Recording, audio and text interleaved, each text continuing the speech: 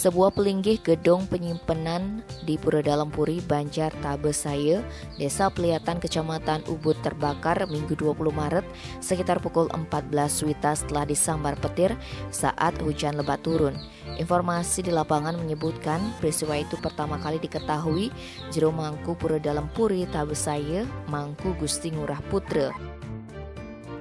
Saat itu sekitar pukul 13.40 WITA dia datang ke Pura Dalam Puri Tabesaya untuk mengaturkan Banten serangkaian hari Kajang Kliwon Uwudan. Ketika itu di lokasi sedang turun hujan deras disertai angin kencang dan petir. Saksi terkejut lantaran melihat ujung salah satu pelinggih terbuat dari tanah liat terjatuh. Selanjutnya muncul asap disertai kobaran api dari atap pelinggih berupa gedung penyimpanan tersebut. Saksi bergegas meminta pertolongan, kemudian salah seorang menghubungi pemadam kebakaran.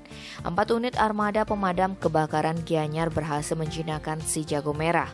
Beruntung, benda-benda sakral seperti pratime berupa patung dewi, pusaka, serta bunga emas yang disimpan dalam safety box tidak ikut terbakar.